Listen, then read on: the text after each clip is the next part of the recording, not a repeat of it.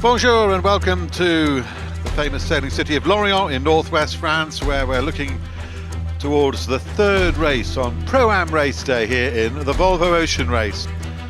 This is our helicopter shot looking out towards the Atlantic from this gorgeous coast of Brittany.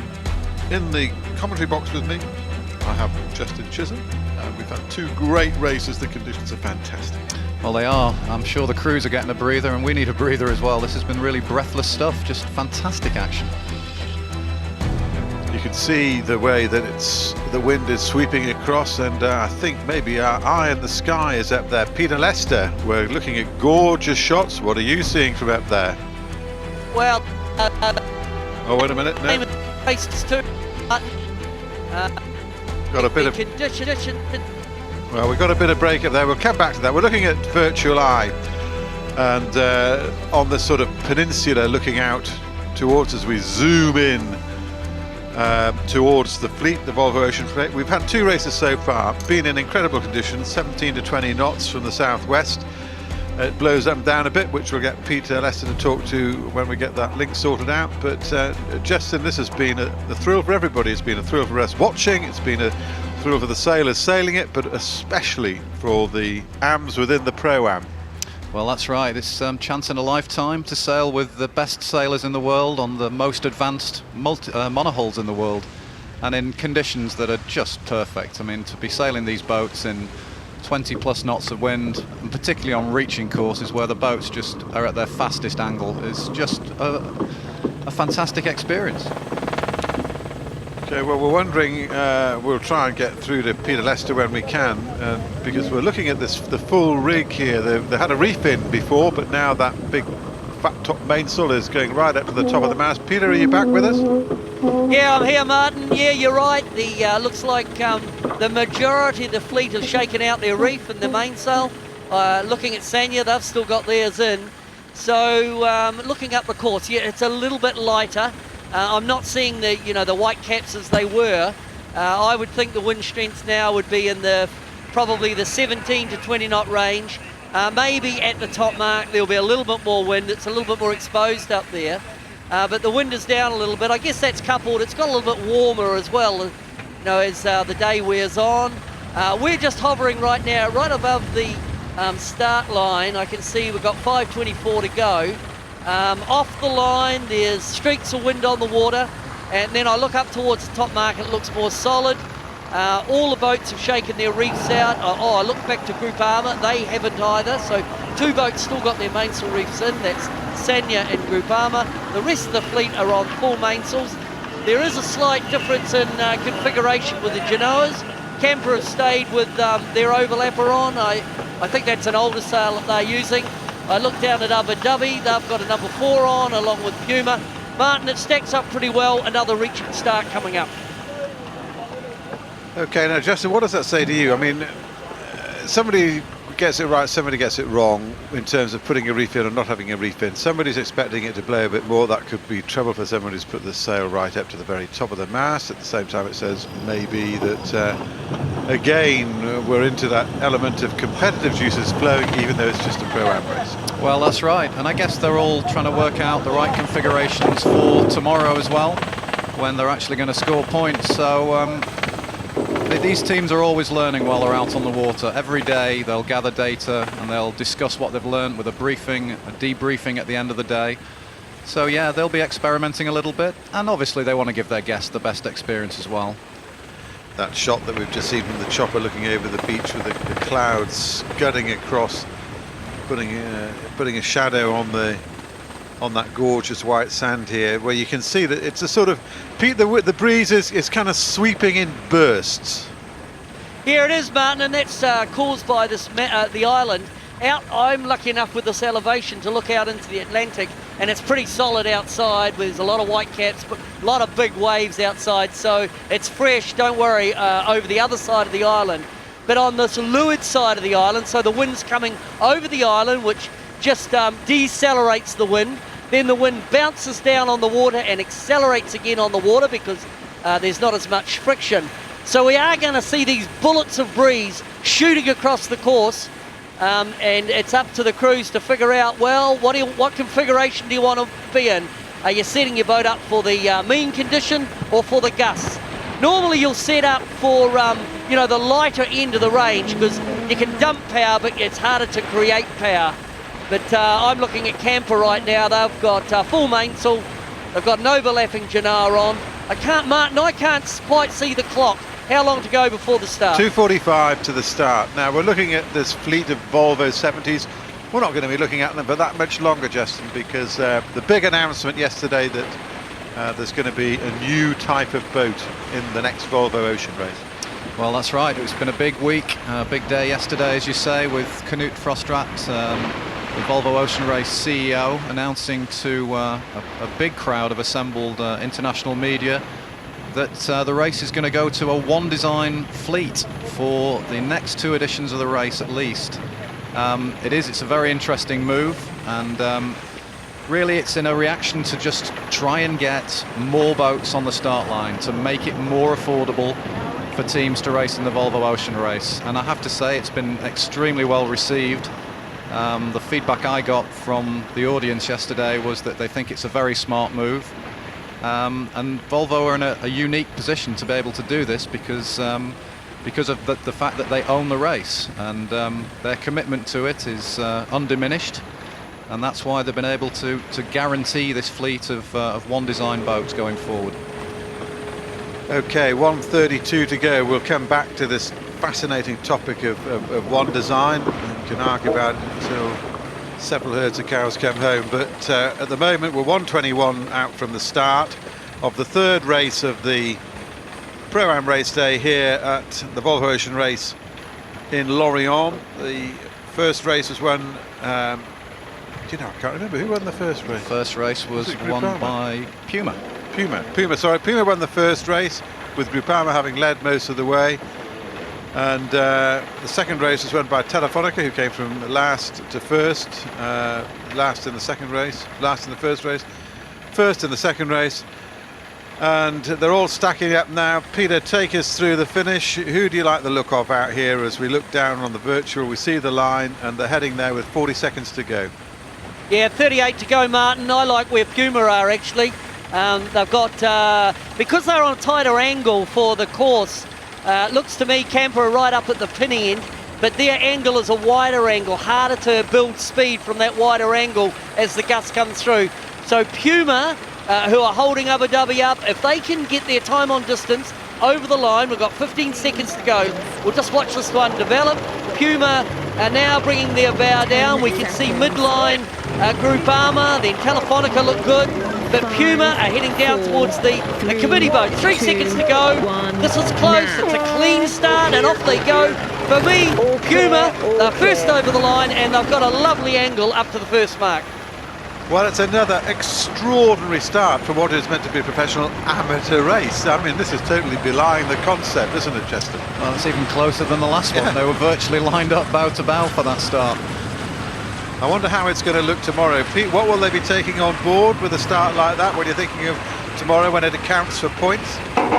Well, you might see the same sort of deal, although to me Camper have been ultra conservative. They didn't want to mix it up. But the start on these short tracks so important, and getting that last minute of the pre-start right is so crucial. And we can see here Kenny Reid nailed the start. He owned that start line really from about 1:30 to go.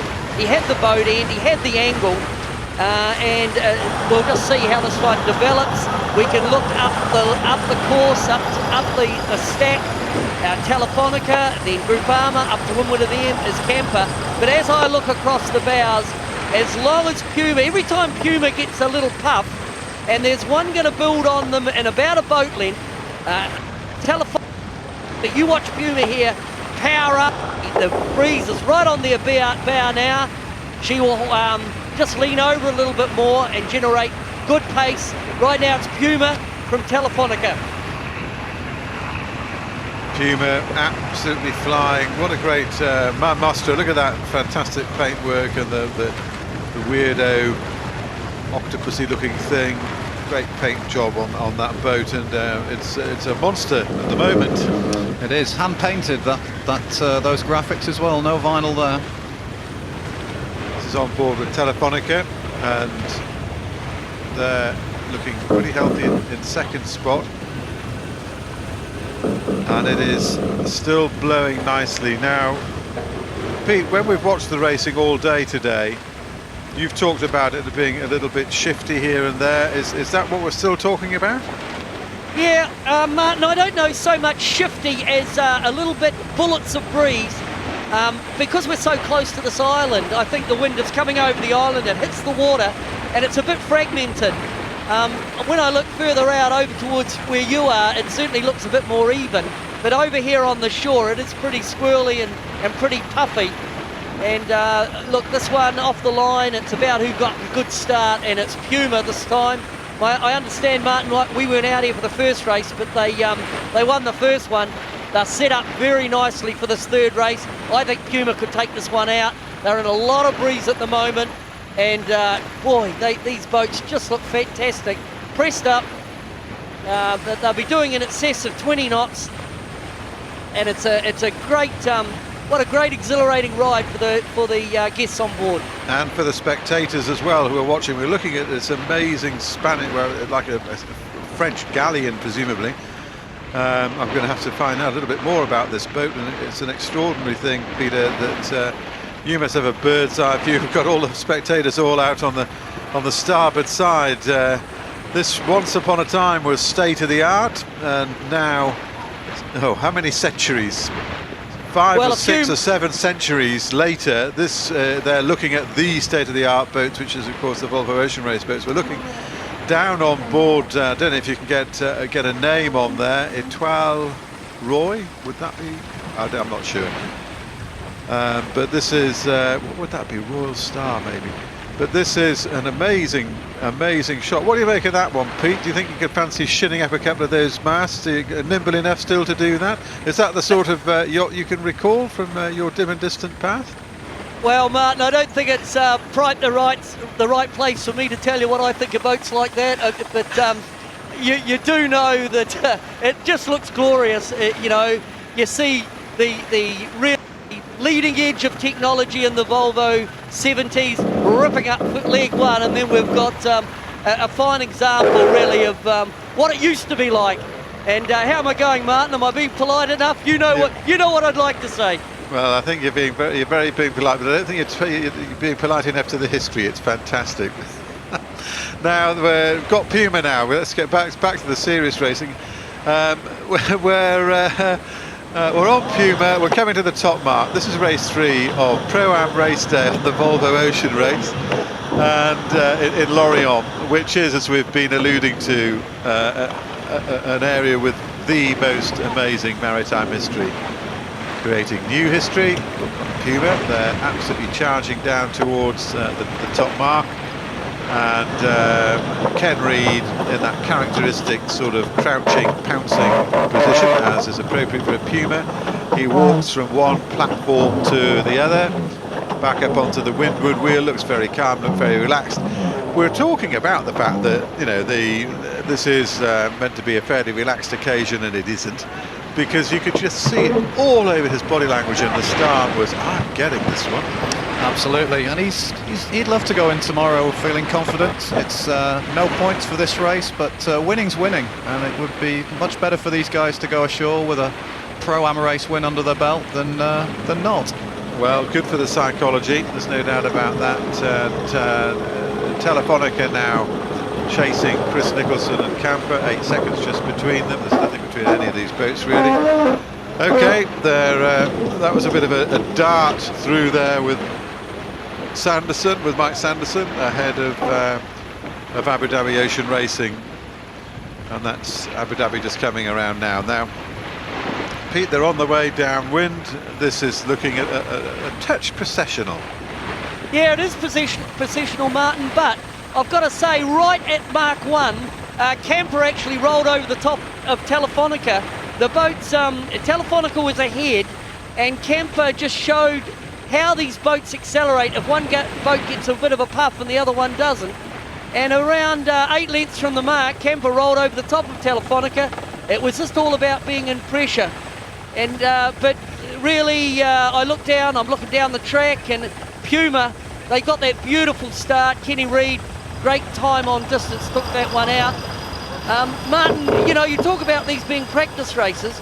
I was out on Canberra yesterday for the practice race. Today we're in the Pro-Am, and I must say, although it was only a practice race, the camper crew were very, very keen to be very accurate, and they were more than happy to win. Even though it was a practice race, winning, you can't stop these guys from being competitive and wanting to win, no matter what the race format is or how important it is in terms of the points.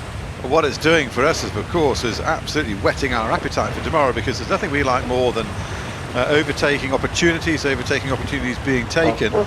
And this is setting us up for an absolute cracking day tomorrow. We understand the breeze is going to be something similar, coming in these bullets, heaps of it, which does provide those chances. Look at, we're looking at Telefonica just suddenly accelerating, as you were saying, on a burst. So is Groupama, quite amazing.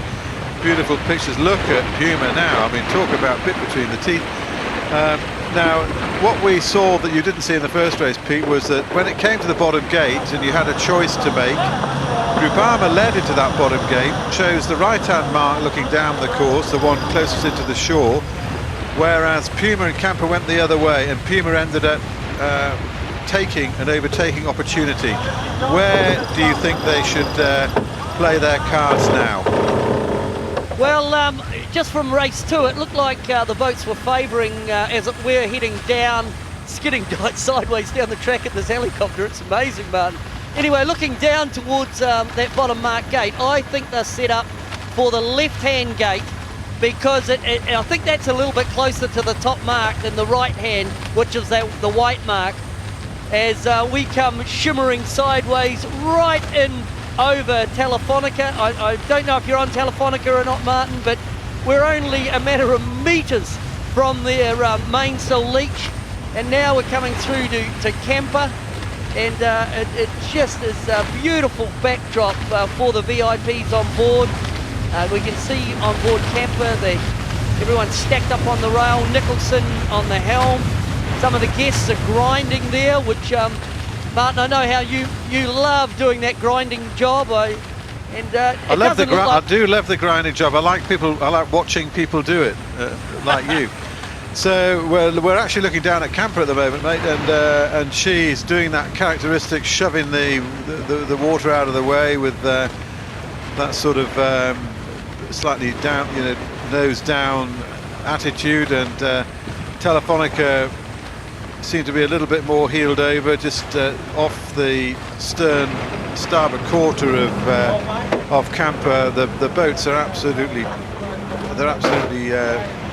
romping down on this ride, and they're just amazing pictures to look at. And Justin, I mean, you've been following this race as a journalist for Volvo on the website and everything. You've probably followed it closer than anybody else. I mean, that's A, devotion to duty, and B, what kind of experience has it been? Well, it's been tremendous. I've been a fan of this race for a long time, so to get the chance to follow it closely from the inside. A labour of love. A labour of love indeed, yes. I love my work, and the experience has just been tremendous. Following the race has been fantastic. Getting to know the skippers and the crews and their personalities has been just an amazing experience, and quite a few surprises in there, and also I think just the whole team that is assembled within the Volvo Ocean Race. Quite a lot of us that track the race around the world, and some very talented people, made some very good friends, and learned a lot every day about sailing and about journalism. So yes, I wouldn't change it for the world. Well, I have to be with you there. A lot of people think I've got the best job in the world, and I'm not going to disabuse them of the fact. Okay, we're with Groupama. They've come round second in this race 3 of Pro-Am race day in the Volvo Ocean Race in Lorient, and we're watching them on virtual eye now, ploughing their way back. There's a big swing around for Camper in 3rd spot. Pete, this is the conditions are not abating. This is just looking like a glorious amount of breeze all the way to the finish. Yeah, no, it looks pretty good, Mark. Different configurations on these two boats. When I look at Groupama and Puma, we can see Puma has gone for a full-size mainsail, no reefing, and a smaller jib. And then we look back to Groupama. They've got a reef in the main and a bigger jib. So slightly different configurations. Then we think, okay, what boat's quicker? Well, I think given the start that Puma had, I would give the legs so far, although they're coming second. To me, Groupama have got a little bit of pace on Puma. Whether they've got enough to sail around them, I'm not sure, but let's just monitor that one as they smoke up legs 3. Pete, the angle that we're looking at now from your chopper is absolutely confirming what you're saying, because Groupama just looks quicker, looks almost considerably quicker, Justin. That's just amazing shot there. Yeah, they just seem to be sailing up to and over the top of them. I wonder whether the angle's a little bit I'm just wondering that. Pete, what are you seeing up there from where you are? Well, for me, Groupama just looks more powered up. She's in a lot of pressure at the moment. But for me, and my eyeballs telling me, Groupama look a little bit quicker than Puma. Puma won the start, but now I think they run the risk of getting rolled. As we look at it now, you can see the extra horsepower in that big Genoa. As we look back, you can see that the luff of the sail is just luffing a little bit, but the depth of that Genoa is deeper than the one on the black boat of Puma. You're probably seeing that, Martin. I think Groupama have rolled Puma on leg 3. Well, it's certainly looking very tight. Well, here's the virtual that we've been cheating and looking at.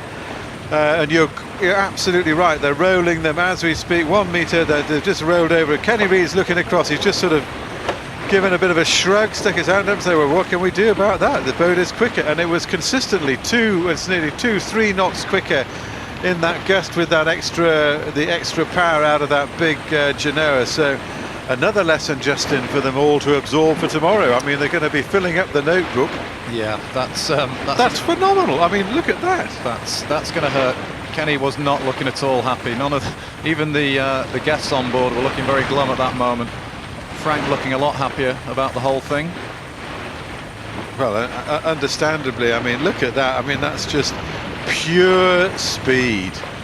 Great picture looking back at Puma from the new race leader, which is Groupama. And what a feeling for them. You know, here they are, the overall race leader. We talk about the psychological element of this, of having a win under your belt going into where it really counts, when points are on the table. And Pete, your observation there, as ever, was absolutely spot on. That extra horsepower, but it was so marked. Yeah, well, it is, Martin, but as you and Justin were talking, now I'm looking at them again. Not only have they got a bit more power through that Genoa and a smaller mainsail, but with the smaller mainsail, that effectively unloads the rudder.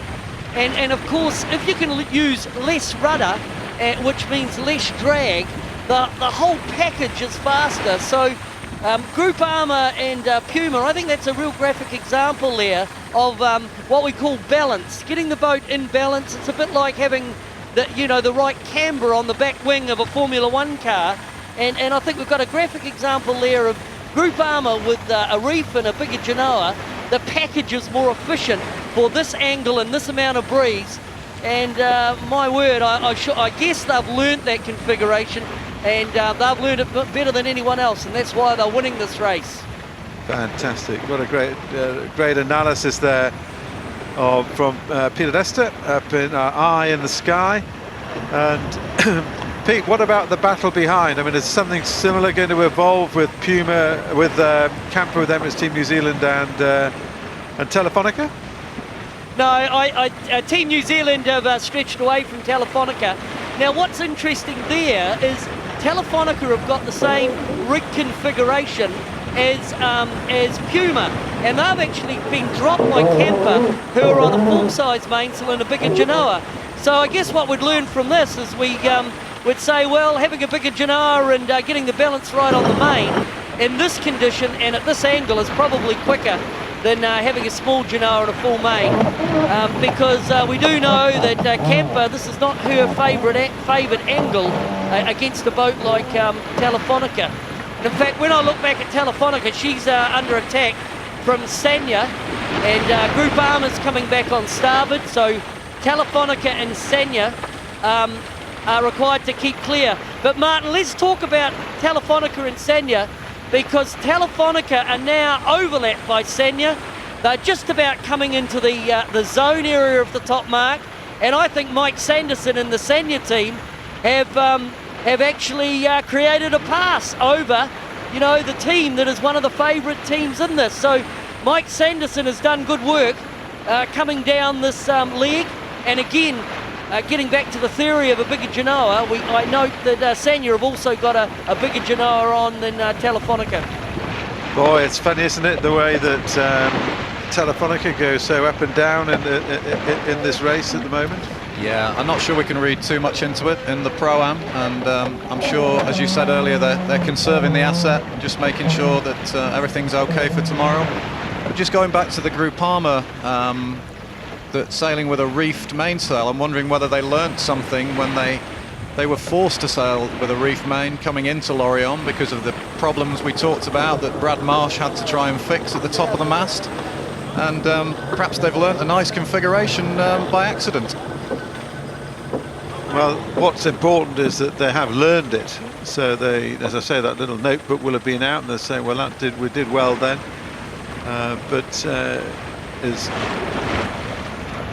Well, that is not Ian Walker at the helm, so it must be a guest having a bit of a drive, being allowed to take the boat around the mark.